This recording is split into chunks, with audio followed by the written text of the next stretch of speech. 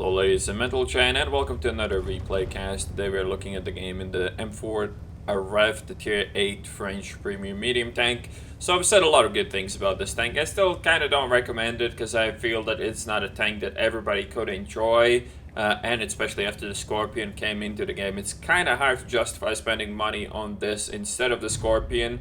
But in my opinion, this is probably one of the most underrated tanks in the game, and also, as this game will show, it's one of the best and one of my favorite tanks to play bottom tier, as this matchmaking is tier 10. It's not the worst matchmaking ever, as about half the team is tier 10 and 9 and the rest is tier 8, so it obviously could be worse, but this is obviously not really where you want to be in any other tier 8 medium. That's the thing about this thing. The high alpha damage means that it's way more competent in playing in these tier 10 games than for, say, any other medium with 240 alpha damage.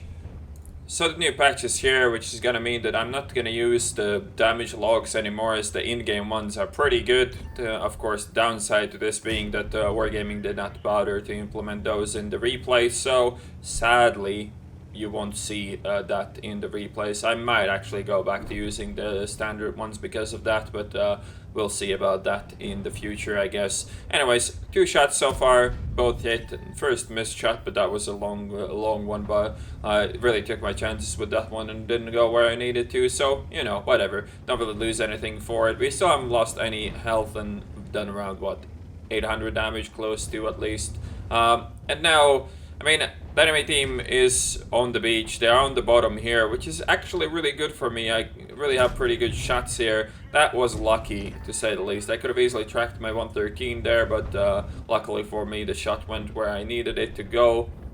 And also set the 57 on fire. And look at these trades. Like, what other tier 8 medium could even think of doing that? Like, that is why this tank is so powerful in these games, because you trade well against tier 9s and 10s. Well, you don't trade well, but you trade equally, which really sets up the tone for how powerful this tank can be. I mean, if you have somebody like this 113 in front of you tanking the hits, you can just obliterate your enemies. Now this T-44-100 thinks he's very clever with his new tank, which is absolute garbage, by the way, if you didn't know already.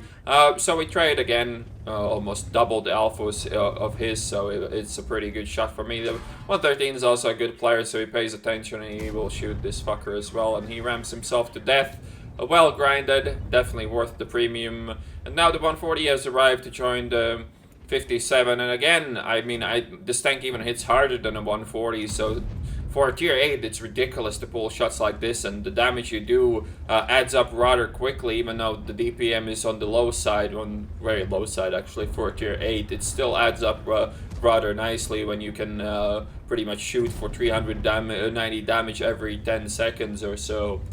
And of course, not all your tier 10 games are going to be like this. Sometimes your team is just so bad you can't really do much with a tier 8 medium, but this tank still has the potential to have a reasonably decent game in any matchmaking. It spawns like 2k damage is kind of like your just go-to every game, because, you know, it's kind of hard to not get that 2k unless the enemy team dies so quickly or you just get fucked by like double tracking or something. This tank can easily trade the 2k health from the enemies pretty much every game, and in this game it was quite a bit more, and I was mostly shooting tier 10s as well. And here is the end plate. Ace tanker, 4,559 experience with the double, 4,280 damage done, 679 assisted, 1,447 base experience with 2 kills. The game was a complete ruffle stump, of course. Didn't even take 4 minutes, but at the same time we did play the lead role in murdering the enemy team with top damage in the tier 10 game in a tier 8 medium, and I gotta say there's not a lot of tier 8s that can pull this shit off. Obviously Scorpion is now one of them, but I gotta say I don't think I would be that comfortable playing that position in a Scorpion as I was in the M4. But anyways, I hope you guys enjoyed this super short replay cast, and I'll see you on the next one.